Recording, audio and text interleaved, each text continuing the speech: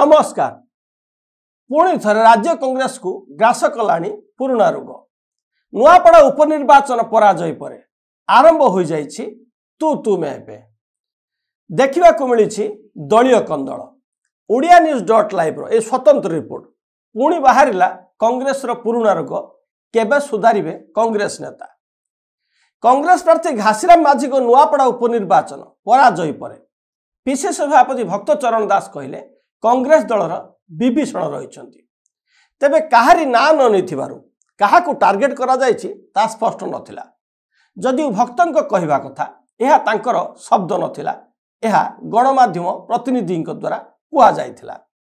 तेबे कांग्रेस मुखिया को विभीषण मंतव्य वरिष्ठ नेता मोहम्मद मुकिम को खूब बाधिछि।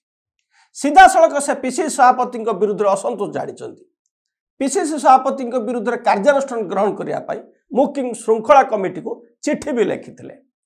एहाकु नै राज्य कांग्रेस मध्य एबे हाई ड्रामा देखा मिलूँ। सेपटे वरिष्ठ नेता तथा पूर्वतन पीसीसी सभापति निरंजन पट्टनायक भी भक्त को घेरी। सूचना योग्य नुआपड़ा उपनिर्वाचन में कांग्रेस प्रार्थी हारिबा परे पीसीसी सभापति बीजेडी और बीजेपी परी कांग्रेस किछि विभीषण थिबा नै मंतव्य देथिले। आ तापरे कौन है ताहा एबार पृष्ठभूमि आरंभ हो जाइथिला दुसल अदालती। किछि वरिष्ठ नेता भक्तों मंतव्य को समर्थन करुला बेले किछि नेता खुलाखुली भक्तों उपरे निजर असंतोष झाड़िले। सेमाने मतरे पीसीसी सभापति पदर रही एभली मंतव्य दे भक्त बाबू बहुत बड़ भूल करिसेंति। एने मोहम्मद मुकिम एबे श्रृंखला कमिटीर द्वारस्थ हो सारी।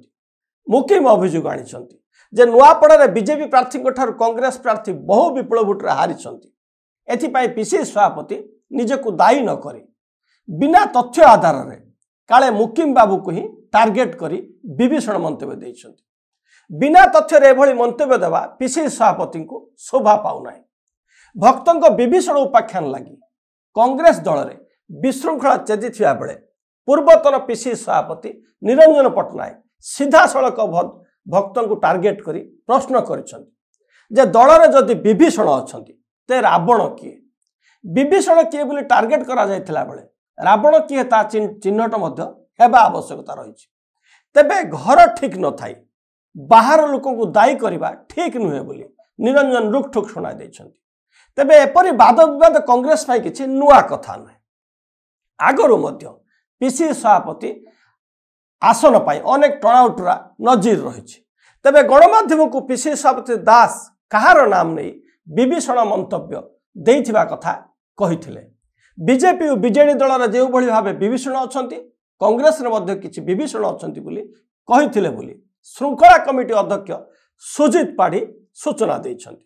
आ एहा भी कहिछंती जे भी विभीषण थांतु जण जणकर लोक बाहर करा जिवो तांको विरुद्ध कार्यानुष्ठान भी ग्रहण करा जिवो। तेबे आमे सुजित बाबू को गोटे उपदेश देवाक चाहूँ। ओडिशा कांग्रेस को मजबूत करने को हेले प्रथमे दल भितर रावण किए ता खोजी बाहर करंतु। विभीषण तो तांको भाई एणु जना पड़िबार समस्या रहिबो ना। एबे एभली समय रे जदि कांग्रेस नेता बुझिबे नाही कि संगठन पाई काम करिबे नाही तबे कांग्रेस जे आगामी दिन रे ओडिशा रे आगो को जाई परिबो नाही एहा बुझि नेबाक पड़िबो। बहु वर्ष पर कांग्रेस राज्य रे द्वितीय स्थान को आसीबा अत्यंत सौभाग्यर कथा। आशा रखुचु गोटे सुस्थ गणतंत्र पाई विरोधी दल भी शक्त होगा आवश्यक। एणु कांग्रेस नेता बुझंतु कि दल क्षमता को आसिले तो जाई से माने सुखरे रहिबे नचे दल बुड़ी गले नेता केउ कूलबो। आशा कांग्रेस बुझिबो एवं निज भितर समन्वय रखी कांग्रेस को पुणी थरे ओडिशार क्षमता को फेरैबा पाई प्रयास करिवे। नमस्कार। अधिक जानिबा पाई आम चैनल को लाइक शेयर सब्सक्राइब करबा को आदौ भूलु नाही। सतेज खबर सठिक खबर आमे देखाइबो खबर पछर खबर।